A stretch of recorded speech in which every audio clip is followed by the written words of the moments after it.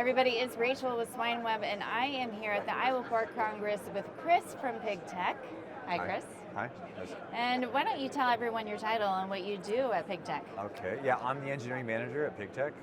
PigTek is a division of Chore-Time, CTP. It's a larger corporation, but yeah, we make pig products. Everything from fans to augers to feed tanks to you name You it. guys do a lot in the pork industry. Yeah, we do. So you've been there for quite a few years. How many years have you been with PigTek? I think officially it's 21 years. 21 years at PigTek, so it's a long time. Yeah, I don't feel like it. you've seen a lot of things throughout your career there. Yeah, it's a history for sure. The company, I mean, it's around 60 years old, 60 plus years old, I believe. So 60 plus years, I've only got 20 in, but there's a lot of old product and a lot of new product that we've been working on. So why don't we talk about the old products and how they've transitioned into the swine industry and what that has kind of looked at like for you? So I mean, traditionally, ChoreTime has always been it's a poultry company, right? So in the beginning, we started with a feed tank, a chicken hopper, a hand feed hopper. I mean, now you see them at antique stores. They're cute. They're kind of cool. But you know, originally it was chickens, but what happened is the chicken industry kind of evolved. It took off like crazy. So all this mechanization, the augers were developed. We developed the auger and started getting feed delivered to the chickens in the barns. And then along came the pig industry, right? So the pig industry, we started raising pigs farrowing from outside, brought them inside to confinement buildings. And at the time, I think what was going on is there was a need for product. Like we need to get more productive, bring the pigs outside, inside. They changed genetics to where they can work inside now. But the issue was, you know, like ventilation, fans. And so what we had a lot of Chore-Time, we call it jerked over product. So they took a lot of the technology, which is kind of the same, air exchanges and that kind of stuff, and feed delivery, feeding delivery rates, how do you hold feed, how do you deliver it to an animal. They took that from the chicken industry, and we kind of pushed it into pig. And when I mean pushed, it just got shoved into the pig world. So as we shoved it into the pig world, we started realizing that, you know, this is cool in the beginning. Hey, like we can raise more pigs this way. We can have feeders on an auger, drop the feed for the pig. But over the years, what has happened, it's one of those, there was never real progressive movement in pig industry for pig products. And what I mean is like this product wasn't designed for the pig in the pig barn. I mean, one of the biggest notes is ammonia is the strong gas in a pig farm, or in a chicken farm, right? So it's ammonia. The hydrogen sulfate is a gas in the pig farm. Okay, totally different. You won't find that, you won't find it in chicken, but the high concentration is in pigs. And it's dangerous. You hear about a lot of deaths and people like that, but that gas is in those buildings.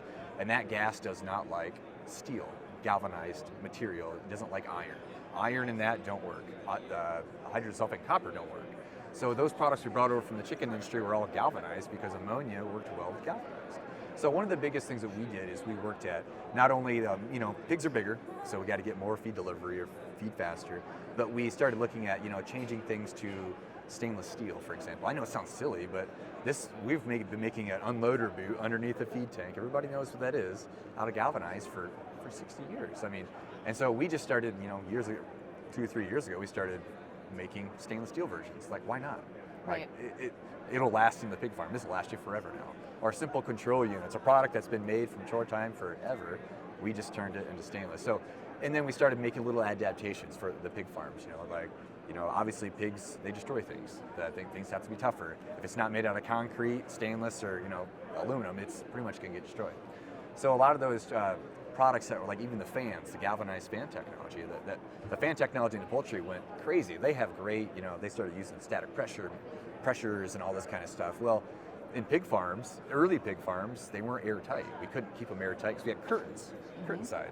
And on the poultry side, well, they didn't have that, egg farms. So we were taking fans from the poultry industry, putting them and saying, hey, this should work in a pig farm.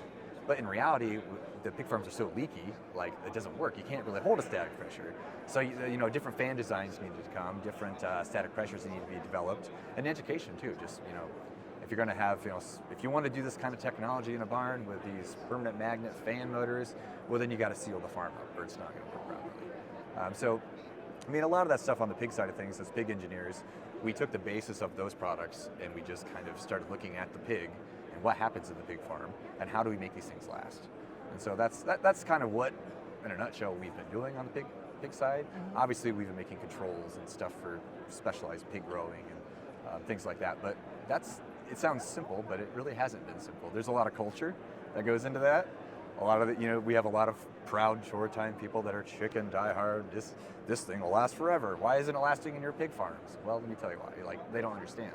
Because I think you'll see that, well, you're in 4-H, you get multiple species, but deep in our industry, a lot of people don't, like, I know nothing about chickens. I mean, I've got chickens at home, and we have eggs and we have hens, but when it comes to raising chickens, I have no idea. Like, I don't know it. It's kind of shameful to say I've got a Chore-Time on my shirt. I don't know what chicken stuff are, but I know pigs. And that goes both ways. The Chore-Time guys, they know chickens. They know eggs. We have some of the best people over there when it comes to building those huge aviaries and those free-range deals for the chickens. I mean, those guys, that's what they do, is chicken. And then we do pig. So internally, we have spats a little bit of like, oh, why can't, they'll make something and develop it and say, you need to sell this. And it's like, well, we can't sell that. Well, what do you mean you can't sell that? It won't work in a pig farm. So they just don't get it. And there's a lot of animosity in the group, which is good. That's what drives innovation. It helps us move forward in a way. So.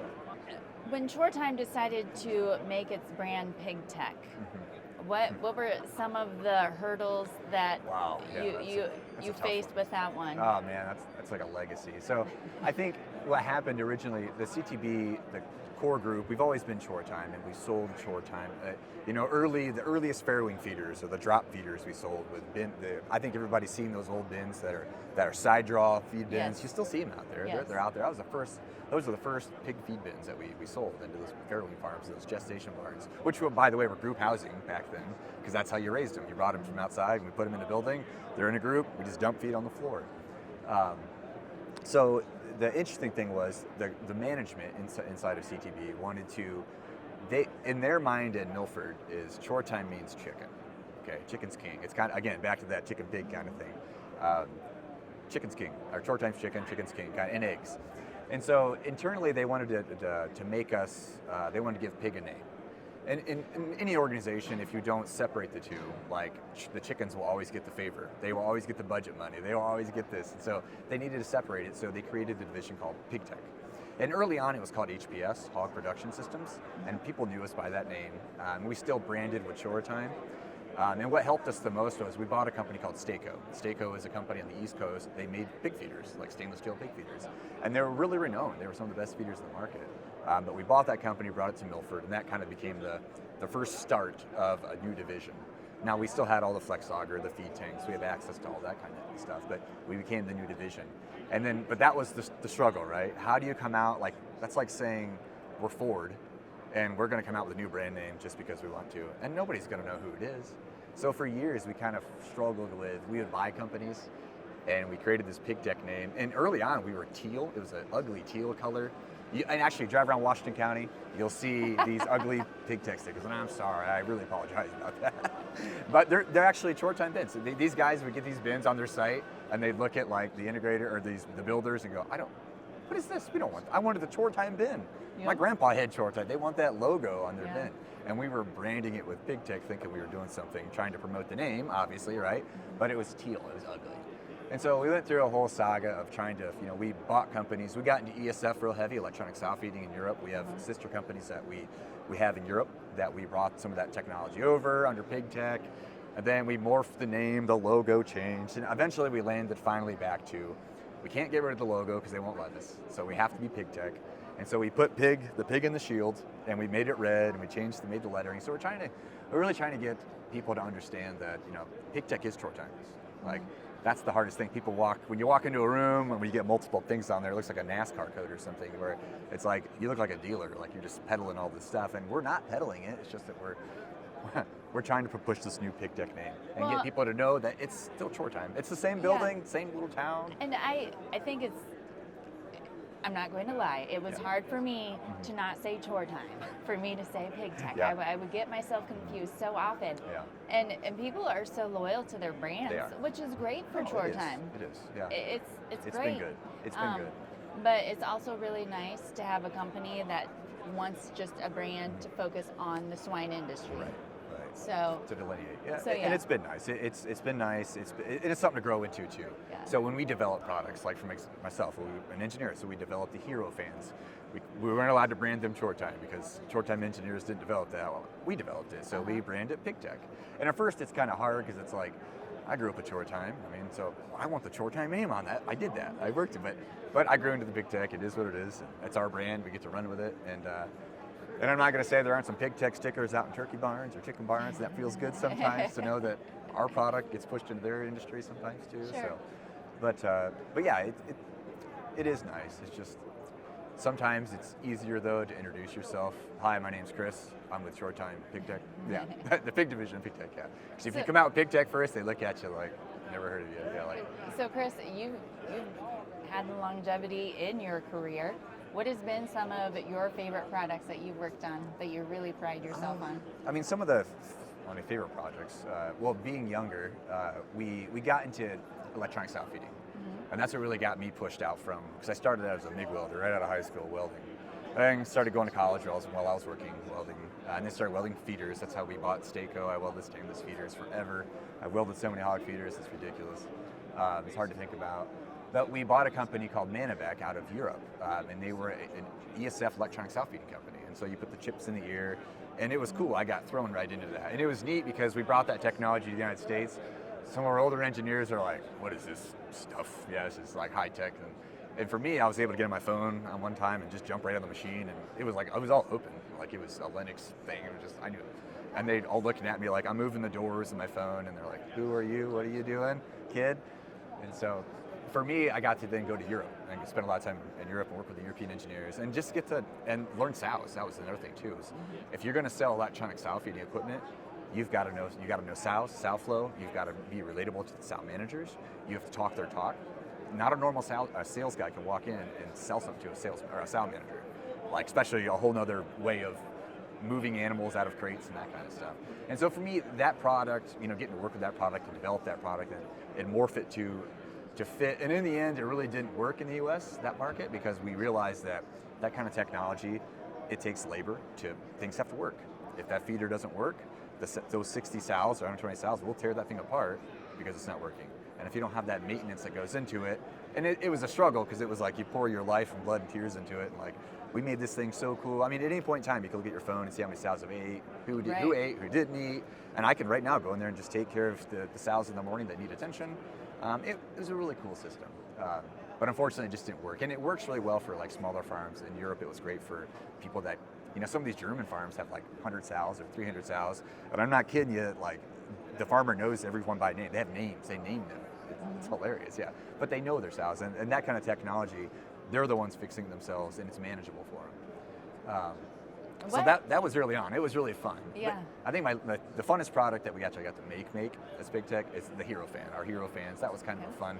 And realizing that it wasn't even making the fan. It was understanding the need for better minimum ventilation here in the state, or here in the US. In Europe, they were doing chimney type stuff with variable fans, with DC motor technology. And here in the US, we didn't have any of it. We were still using triac fans, basically stealing voltage from a motor and hoping it's still going to spin. When a headwind hits it, it's not. Because we worked around, and I did a lot of work with Dr. Hoff, and then now Brett Ramirez at Iowa State. Really good friends with those guys. But bouncing ideas off them, trying to figure out how do we get minimum ventilation better here in the US. And it all starts with pit fans. And there's a whole debate on pit technology, whether you use pit fans or not use pit fans. But the point was, what you're doing down there is just doing nothing. I mean, so basically, those fans, are just running all the time. And just because they run slower doesn't mean you're using less electricity. You're actually using the same amount. It's just that voltage is going to a heat sink, and your meter is still spinning the same. So, I mean, if you're like me and you look into the industrial industry, like this permanent magnet motor technology has been around forever. We have it in your home, you have it in your furnace, you have it in the new well pumps now. I mean, it's out there.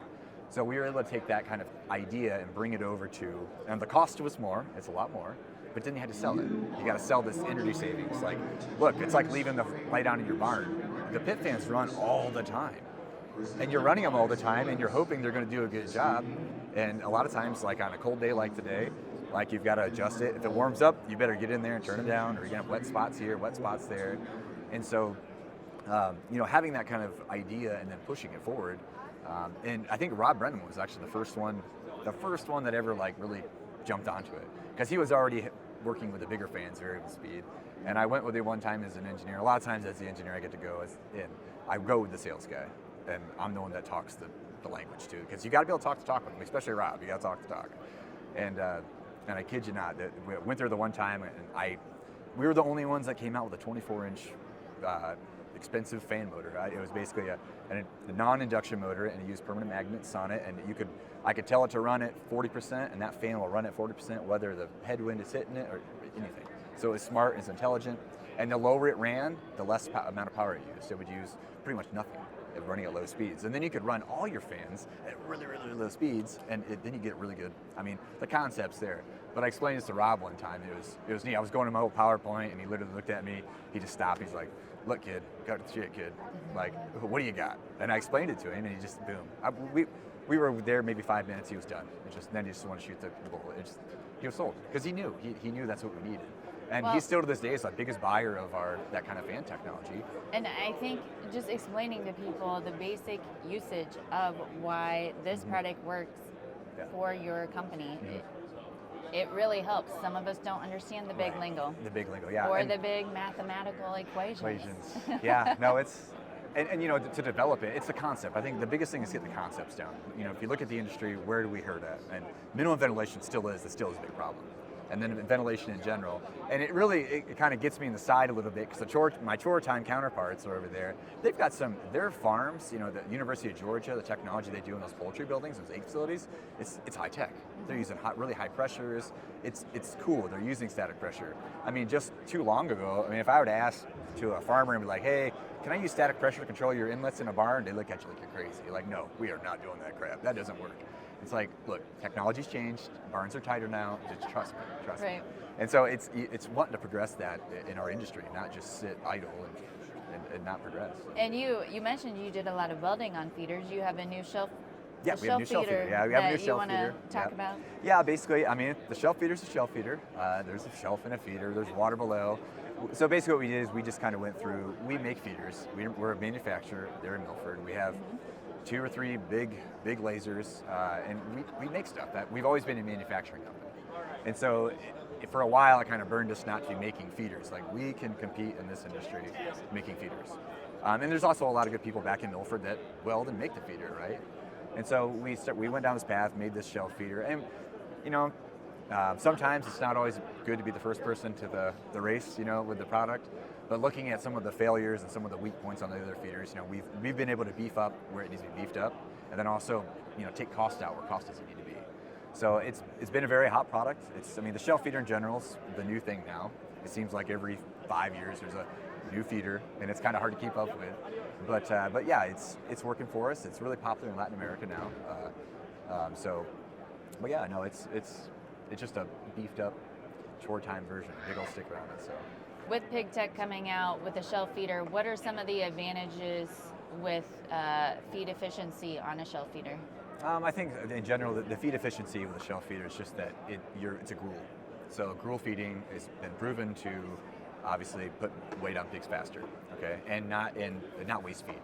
So I think when pigs eat dry feed, there's lots of stuff out there where, you know, they don't digest it fully, they just poop it right back out. They're not getting all that, it's not all being consumed. But when you add water to it, you add that gruel, the feed doesn't come flying out of the trough when they're breathing, simple things like that, and makes a gruel, and they love to eat a gruel. I mean, they just love a slop type mess. I mean, pigs eat slop, right? Right. So, and it's been proven, and I know Nebraska's done some studies and stuff like that. And you know, the shelf feeder is just a new concept. Before that, we've had lots of wet feeders. I mean, we go back to, we have a fence line tube type feeder that adds water and feed together. Mm-hmm. We also have another feeder different feeder that you actuate with their nose, and feed drops, and there's water in there as well. So it's not really, it's just a new concept. And I think this version of the shelf feeder just has less moving parts. That's the key. Early on, these feeders had a lot of moving parts to them. And if there's one thing about a pig, right, if it can move it, it's going to move it until it doesn't move anymore. It's going to destroy it. So the thing about the shelf feeder is it's just a simple design. With a shelf, feed falls off into the trough, pigs eat it, and they gain weight faster. But there are drawbacks, right? Putting water in every single feed pen, and then keeping them clean. So sure. It's just how the management goes, and a lot of times it's the preference of the customer. Some guys just still want a good old dry feeder. We've had a wet feeder since probably the early '80s. We used to have what's called a mealtime. And if you old guys out there, you know what a mealtime feeder is. A mealtime concept back in the day was you wouldn't really have capacity at the feeder, you had a round feeder. We had round feeders, and in the round feeder we had a water ring.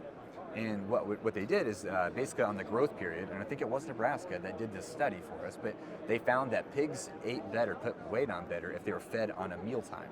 And as they got older, those meal times would progress, like they would change.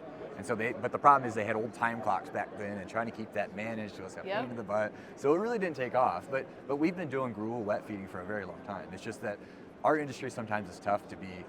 It's hard to be a guy like myself making the stuff and come out and tell people, here's what you need to do, because there's so many different opinions out there in our industry. So sometimes we just sit back and smile, and we ask, what are you working on now? What are you doing? What do you want?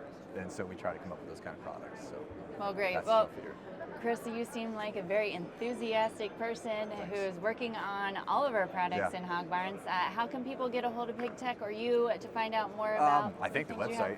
Obviously, we're on Facebook, we're on the social media kind of thing, but you can go to our website, pigtek.net. So we're out there. Just go to Chore-Time, you'll find us, Chore-Time, PigTek, and you'll see us there. Well, thank you, Chris. Thank you for stopping by. Yeah, thank you.